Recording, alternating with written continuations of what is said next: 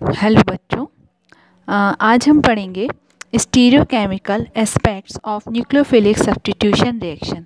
ये पढ़ने से पहले मैं बता दूं कि हमने पिछले वीडियो में SN1 और SN2 रिएक्शंस पढ़ी थी और उनमें डिफरेंस भी आप लोगों को एग्ज़ाम में आता है।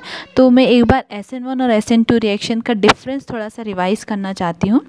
जो SN1 रिएक्शन होती है हमारी, वो सेकेंडरी और टर्शियरी एल्किल हैलाइड बहुत ईजीली देते हैं, जबकि जो SN2 रिएक्शन होती है वो मेथिल हैलाइड और जो लेस ब्रांच्ड एल्किल हैलाइड होते हैं वो बहुत आसानी से देते हैं। और SN1 रिएक्शन जो होती है उसमें जो न्यूक्लियोफाइल यूज़ होता है वो वीक होता है, जबकि SN2 रिएक्शन में जो न्यूक्लियोफाइल यूज़ होता है वो स्ट्रॉन्ग होता है। और SN1 रिएक्शन पोलर सॉल्वेंट में पाई जाती है, जबकि SN2 रिएक्शन जो होता है उसके लिए हम नॉन पोलर सॉल्वेंट का यूज़ करते हैं। SN1 रिएक्शन में जो हमारा ऑप्टिकली एक्टिव सब्सटेंस यदि हम लेते हैं तो हमको रेसिमिक मिक्सचर मिलता है प्रोडक्ट के रूप में। जो प्रोडक्ट होगा हमारा वो रेसिमिक मिक्सचर होगा।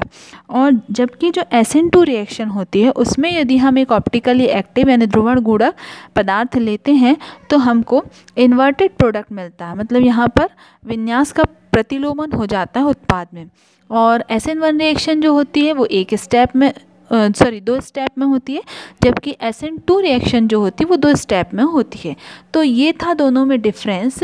अब डिफरेंस पढ़ने के बाद हमको मतलब ये जो दोनों रिएक्शंस होती हैं उनको समझने के लिए हम कुछ स्टीरियोकेमिकल प्रिंसिपल और नोटेशंस का यूज़ करेंगे, उनको समझेंगे। ये नोटेशंस होते हैं ऑप्टिकल एक्टिविटी और किरैलिटी, रिटेंशन, इन्वर्जन, रेसिमाइजेशन। ये सारी चीज़ें जो है हम आज के वीडियो में पढ़ने वाले हैं। ठीक है, तो हम स्टार्ट करते हैं सबसे पहले plane polarise light and optical activity. ठीक है, अब ये प्लेन पोलराइज लाइट क्या होती है? ठीक है, ये जो एक ऑर्डिनरी लाइट होती है, ऑर्डिनरी लाइट जो है इलेक्ट्रोमैग्नेटिक वेव को कंसिस्ट करती है और ये डिफरेंट प्लेन्स पर इस तरीके से वाइब्रेट करती है। ठीक है, जब ऑर्डिनरी लाइट को हम निकोल प्रिज्म, जो कि एक डबली रिफ्रैक्टेड होता है, उससे पास किया जाता है तो हमारी ऑर्डिनरी लाइट जो होती है वो PPL में कन्वर्ट हो जाती है। इसका मतलब ये है कि सिर्फ एक ही प्लेन पर वाइब्रेट करती है। फिर जब इस प्लेन पोलराइज लाइट को हम किसी ऑर्गेनिक कंपाउंड के सॉल्यूशन से, इसका मतलब है कि हम किसी कार्बनिक यौगिक के विलयन में से गुजारते हैं, तो ये जो प्लेन पोलराइज लाइट होती है इसमें से गुजरने के बाद या तो ये दक्षिणावर्त हो जाती है, मतलब ये या तो राइट हैंड साइड पर घूम जाती है या फिर ये लेफ्ट हैंड साइड पर घूम जाती है।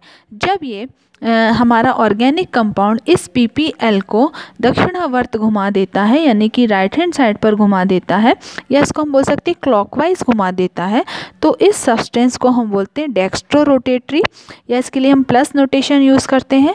और जब ये इसको लेफ्ट हैंड साइड पर घुमा देता है तो इसको बोलते हैं लीवो रोटेटरी, या इसके लिए हम माइनस नोटेशन भी यूज़ करते हैं, इसे L से भी डिनोट किया जाता है। ठीक है, डेक्स्ट्रो रोटेटरी मतलब दक्षिण ध्रुवण घूर्णक दक्षिणावर्त घुमा देता है, और लीवो रोटेटरी मतलब होता है वाम ध्रुवण घूर्णक जो कि बाएं तरफ घुमा देता है। ठीक है ना, तो ये होती है हमारी PPL। और ध्यान रखिए कि जो निकोल प्रिज्म होता है डबली रिफ्रैक्टेड है और ये बना होता है कैल्साइट से। ठीक है, और ये स्पेशल क्रिस्टलाइन फॉर्म होता है कैल्शियम कार्बोनेट का।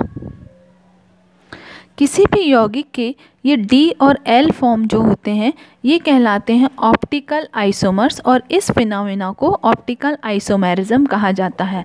मतलब ये जो D और L फॉर्म होते हैं ये प्रकाशीय समावयवी हैं और इस परिघटना को हम प्रकाशीय समावयवता कहते हैं।